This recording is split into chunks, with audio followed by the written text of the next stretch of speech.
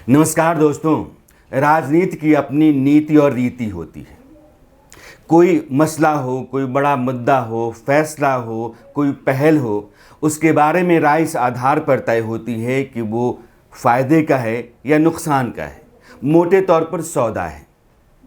अगर कोई बात, कोई मुद्दा, कोई फैसला, कोई पहल नुकसान का है और है वो वैसे अच्छा, तो उसके बारे में इस तरीके से आप प्रचार कीजिए, अपनी राय तैयार कीजिए और अपने लोगों के ज़रिए लोगों के बीच में, आम आदमी के बीच, इस तरह से आप एक राय गढ़ दीजिए कि वो नुकसान का सौदा लगे।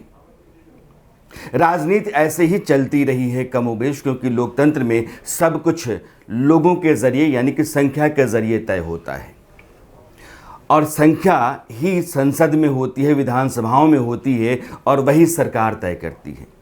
यानी कि सरकार तक पहुंचने की जो राजनीति होती है उसमें सिर्फ आदमी यानी कि मेरे हक में कितने लोग खड़ा हो सकते हैं, इस बात का ख्याल होता है। इस बात की चिंता नहीं होती है कि कोई भी फैसला लोगों के हक में कितना है, उससे उनका कितना बनता है, उससे उनकी मुसीबत मुश्किल कितनी कम होती है।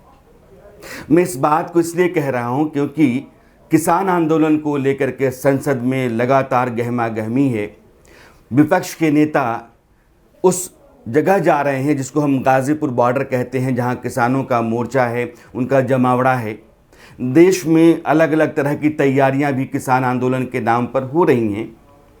अभी तक विपक्ष पिछले 2 महीने से कहीं आपको नज़र नहीं आ रहा था, लेकिन राकेश टिकैत के रोने के बाद जिस तरीके से पश्चिमी उत्तर प्रदेश के जाट लामबंद हुए और उनके आसपास आकर के उन्होंने इस आंदोलन को, जो 26 जनवरी के बाद लगभग मरता हुआ सा लग रहा था, उसको ज़िंदा कर दिया, उसमें विपक्ष को अपने लिए उम्मीद दिखने लगी। यह जो कुछ भी हो रहा है, मैं उसकी चर्चा आज नहीं करना चाहता हूं। मैं दरअसल आज आपको जो कानून है, क्योंकि कानून की चर्चा कम हो रही है, किसानों के मोर्चे पर सरकार क्या कर रही है और किसान क्या कर रहे हैं और विपक्ष किसानों के हक में सरकार से कितना लड़ रहा है, यही सब हवा में है, यही सब चर्चा में है, खबरों में भी है। कानून कहाँ है? जो 3 कानून बने उनमें से एक की बात आज मैं करूँगा और वो कॉन्ट्रैक्ट फार्मिंग का मसला। मैं रोज़ाना चाहूँगा कि जो 3 बातें हैं, उन तीनों बातों पर आपके बीच एक राय बने, इसकी कोशिश करूँ। जैसे एपीएमसी के तहत जो मंडियां हैं, उन मंडियों को सरकार ख़त्म कर देगी और प्राइवेट मंडियां जो आ जाएंगी वो किसानों को तबाह बर्बाद कर देंगी। एक तरह की राय ये बन रही है, उस पर भी हम एक दिन बात करेंगे। आज हम बात करेंगे कॉन्ट्रैक्ट फार्मिंग की। कॉन्ट्रैक्ट फार्मिंग क्या है, जो कानून है उसमें प्रावधान क्या है, यह जानना ज़रूरी है। कॉन्ट्रैक्ट का मतलब सीधा होता है कि 2 लोगों के बीच में समझौता। यह समझौता फसल बोए जाने से पहले होगा। किसके बीच? किसान और कंपनी के बीच या ठेकेदार के बीच में। किसान एक भी हो सकता है, किसान 100 भी हो सकते हैं, 200 भी एक साथ मिलकर के एक कंपनी के साथ कॉन्ट्रैक्ट कर सकते हैं। कॉन्ट्रैक्ट जब होगा उस समय यह तय होगा कि जो उपज होगी उसका दाम ये होगा और खेती जो होगी, जो पानी, बिजली, खाद, तकनीक, जितना कुछ खर्च होगा वो ठेकेदार लगाएगा। किसान इससे कितना मुक्त होता है? वो इस पैसे की चिंता जो करता रहता है, कर्ज लेकर के खेती करता है, उस कर्ज से वो मुक्त है जिसने उसकी ज़िंदगी तबाह कर रखी है। देश में किसानों की आत्महत्याओं का जो सबसे बड़ा कारण रहा है वह यही साहूकार का कर्ज है, जिसको लेकर के वो खेती करता है, फसल मरती है, दोबारा वो जाता है, कर्ज लेता है, फिर फसल मरती है। वो इस तरीके से कुचक्र में फंस जाता है कि उसके लिए खेत बेचने के अलावा कोई रास्ता रहता नहीं है और खेत बेचते बेचते वो कंगाल हो जाता है, सड़क पर आ जाता है, फिर वो आत्महत्या कर लेता है। तो किसान इस कॉन्ट्रैक्ट फार्मिंग में 3 बातों से मुक्त हो जाता है। पहला ये है कि खेती पर जो खर्च है वो उसको नहीं करना है। दूसरा, उसकी जो पैदावार या फसल होगी उसकी कीमत पहले से तय है। और तीसरा, वो फसल को लेकर के बाज़ार में जाकर के बेचने की जिस परेशानी में रहता था या जिससे जूझता रहता था कि आप इस दाम पर ख़रीदिए, इस दाम पर ख़रीदिए, और कारोबारी व्यापारी जो बिचौलिए होते हैं वो उसको एक तरीके से उनका शोषण करते रहते थे, परेशान करते रहते थे, उसका खून पीते रहते थे, उससे भी वो मुक्त है। तो ये 3 चीज़ों से किसान मुक्त हो जाता है कॉन्ट्रैक्ट फार्मिंग में। कॉन्ट्रैक्ट फार्मिंग में अब आगे क्या है? अब आप ये देखिए कि इस देश में कॉन्ट्रैक्ट फार्मिंग 30 साल से हो रही है। पंजाब में, हरियाणा में, जिन राज्यों से किसान आकर के अभी मोर्चा संभाले हुए हैं और कानून को रद्द करने की बात कर रहे हैं, उन 2 राज्यों के अलावा गुजरात में, महाराष्ट्र में, दक्षिण भारत के राज्यों में कॉन्ट्रैक्ट फार्मिंग होती है। बहुत सारी विदेशी कंपनी जैसे पेप्सिको है या फिर एलटी फूड है या ईबीआरओ है, ऐसे कंपनियां कॉन्ट्रैक्ट फार्मिंग करती हैं। और आप जाकर के किसानों से पूछिए, या एक उदाहरण भी कहीं ऐसा हो जिसमें किसान का खेत कंपनी ने गिरवी रख लिया हो या बेच लिया हो या उस पर उसका कब्जा हो गया हो, मिलेगा? नहीं मिलेगा। कुछ देसी कंपनियां भी कॉन्ट्रैक्ट फार्मिंग करती हैं, जैसे पतंजलि है, डाबर है, गोदरेज एग्रोवेट है। तो ये सारी कंपनियां भी बहुत सारे किसानों के साथ मिलकर के उनका बहुत सारा खेत लेकर के समझौता करार करती हैं, फसल बोती हैं, फसल बो करके वो अपनी कंपनियों में ले जाती हैं, अपना उत्पाद तैयार करती हैं। तो अपना उत्पाद तैयार करने के लिए किसानों के साथ कंपनियों का या कॉन्ट्रैक्टर का जो समझौता है वो कुछ तय शर्तों पर होता है और उसमें किसान का बहुत सारा हित बहाल है, सुरक्षित है। अब 2-3 बातें विरोध करने वाले लोग कर रहे हैं। मैं इसलिए कह रहा हूं क्योंकि इसके पहले एपिसोड में मैंने ये कहा था कि देश में जो किसान हैं, 86% किसान ऐसे हैं जो या तो सीमांत किसान हैं या छोटे हैं, यानी कि 2 एकड़ से नीचे की खेती करने वाले लोग हैं, 86% हैं। और देश की जो समूची खेती से होने वाली आमदनी है उसका 9% हिस्सा इन 86% लोगों के हक में आता है। जो 91% है वो उन लोगों को जाता है जो 14% की आबादी किसानों की कुल आबादी का रखते हैं। ये जो बड़ी जोत के किसान हैं, जिनके पास गाड़ियां हैं, मकान हैं, उनको सहूलियत की ज़िंदगी, सुविधा की ज़िंदगी मिली हुई है, उस ज़िंदगी को बनाए रखने की खातिर वो लड़ाई लड़ रहे हैं। लेकिन वो ये समझ नहीं रहे हैं कि इस कानून के ज़रिए इस देश में किसानों की जो बड़ी जमात है उसका बहुत बड़ा भला हो सकता है। कुछ संशोधन ज़रूरी हैं। मैं फिर कहता हूँ, कुछ संशोधन ज़रूरी हैं। सरकार ने जहाँ जहाँ किसानों के हितों के ऊपर किसी दूसरी तरफ से आने वाले खतरे को एक तरह से खोल रखा है, उसको बंद करना होगा। किसान को उस दीवार के उस पार सुरक्षित करना होगा और वो दीवार कानून की होगी, संशोधन की होगी। इसलिए कॉन्ट्रैक्ट फार्मिंग को लेकर के 2 तरह की बातें लोग कहते हैं। पहली बात ये कि अगर एमएसपी सरकार तय नहीं करती है तो किस दाम पर वो कंपनी तय करेगी, यह तो तय ही नहीं हुआ, तो दबा करके बहुत नीचे ले जा करके दाम तय कराएगी।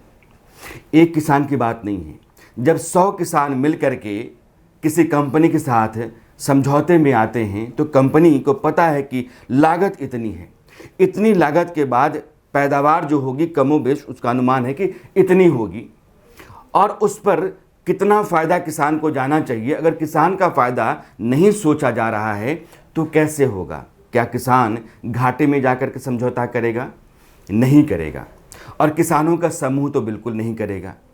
उन छोटी जोत के किसानों के लिए जो कॉन्ट्रैक्ट फार्मिंग में आएंगे, सरकार ने एक अलग तरीके का रास्ता अख्तियार किया।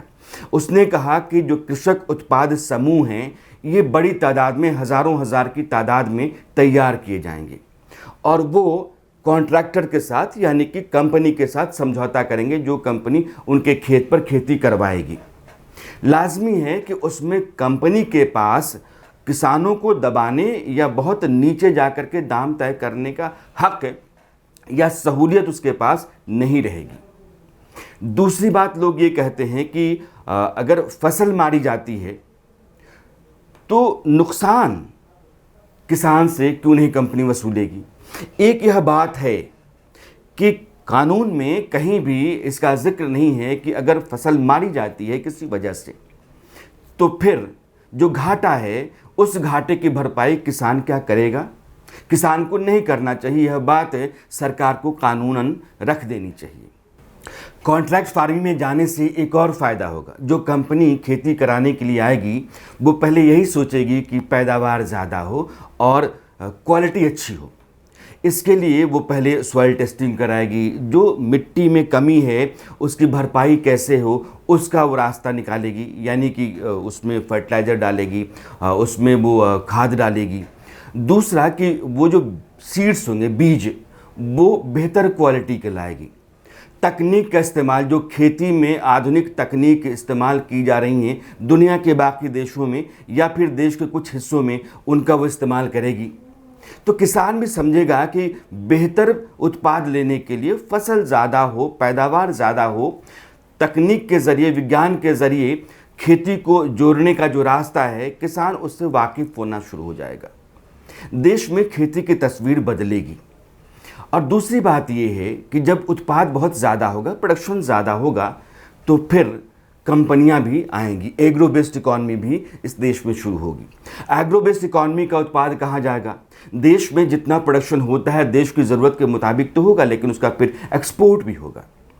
और जो अनाज है जो एग्रो बेस्ड इकॉनमी के तहत नहीं जाता है, यानी कि आलू चिप्स नहीं बन रहा है या टमाटर केचप में नहीं जा रहा है, तो फिर वो हमारे बाज़ार में या दुनिया के बाज़ार में जाएगा। और दुनिया के बाज़ार में जाएगा तो फिर फॉरेन करेंसी देश में आएगी।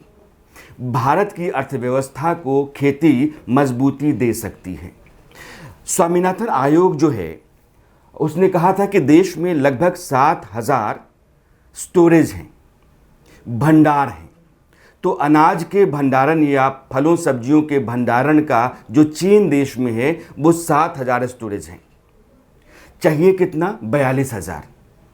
अब 42,000 स्टोरेज के लिए आपको एक नए तरह का कोल्ड चेन और सप्लाई चेन डेवलप करना होगा।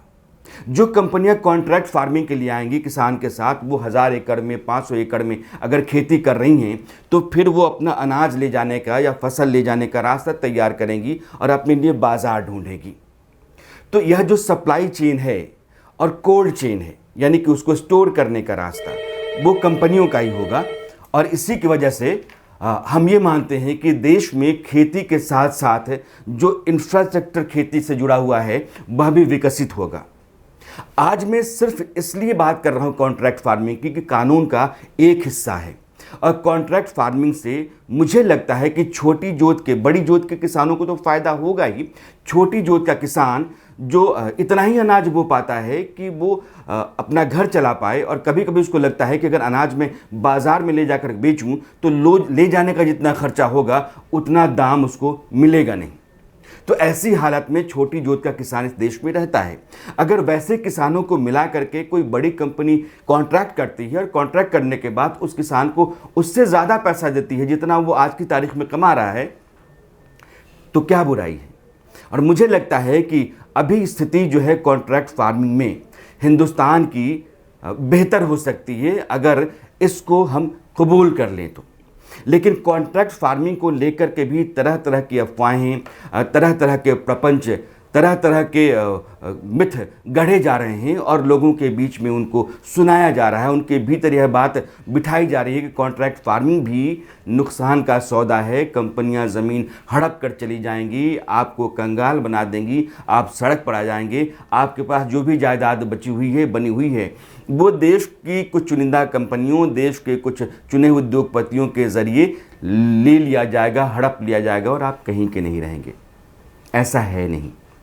इसलिए इसको समझना, कानून को पढ़ना बहुत ज़रूरी है। और कल जब मैं आपके पास आऊँगा तो इस कानून का जो वो हिस्सा है जिसको लेकर के पहले लड़ाई शुरू हुई कि मंडियां अगर ख़त्म हो जाएंगी तो फिर एमएसपी पर धान, गेहूं खरीदेगा कौन?